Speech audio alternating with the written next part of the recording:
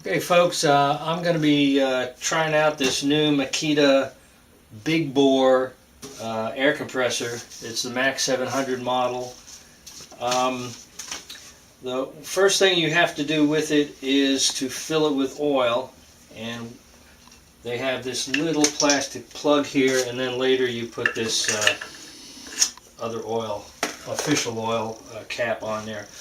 Before we get to that, one thing I wanted to tell you is they don't tell you exactly where to hook up this air filter, but I looked in the exploded parts view and found where the air filter was, and you can find it because it'll have another little plastic cap in the hole where this goes, and basically it's going to be at the top of that piston cylinder head there, and you just take that off and get this in there. It's a pretty dinky little air filter. You may consider putting a little heavier duty one on later, but it seems to breathe pretty easy. I have the intake pointing back here rather than on the hot side. Okay, moving on to filling the oil. We've got a little sight glass here. Not a lot of instructions specifically, but it looks like you want to fill up to that red dot that's in the middle of that glass there. They give you some compressor oil. My guess is it is exactly just enough to fill that up. You may want to use a funnel like I'm going to do. You definitely want to have enough oil in it before you get going. So I'll pour about half this in and see if it's registering at all. I thought I saw a little splash by there. There's the level. Whoop, man, we've come up a little too much. We overfilled it a little to start with. I was wrong. They actually gave you a generous supply of the oil. So we went over our little red dot a little. So I drained some out.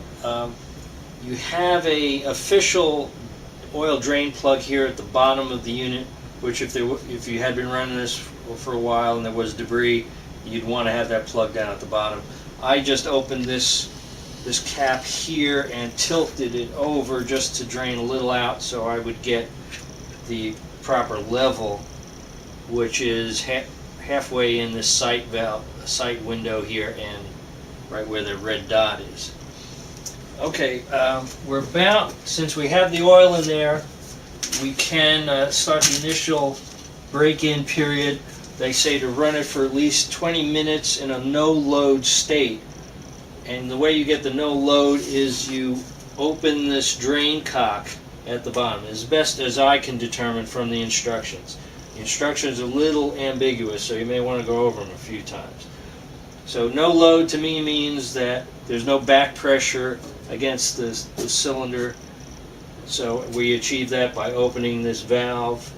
We'll just start the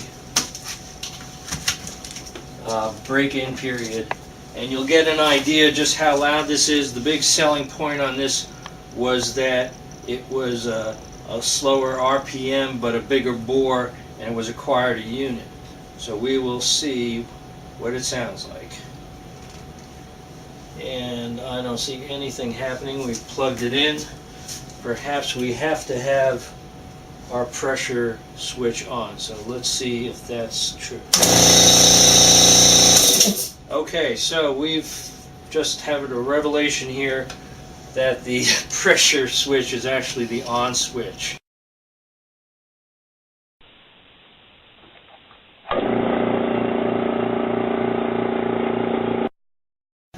So we are going to let that rip. And we'll come back about a half hour later.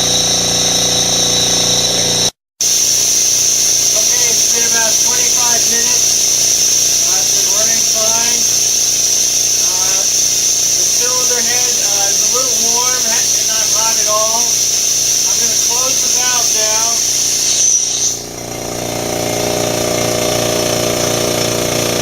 We can see some pressure building now.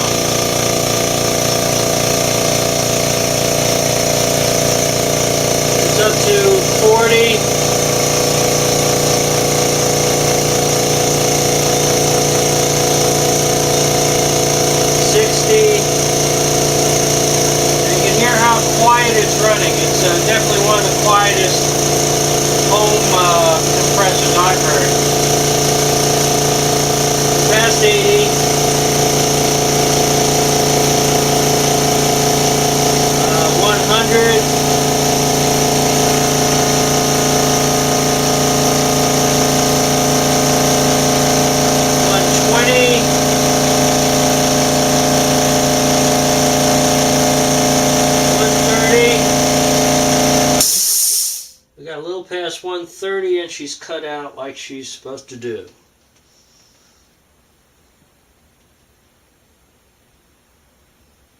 Seems to be holding pressure. Well, that's it. So we've broken in the MAC700, and it seems to be holding pressure, maybe sliding off a little. And there you go.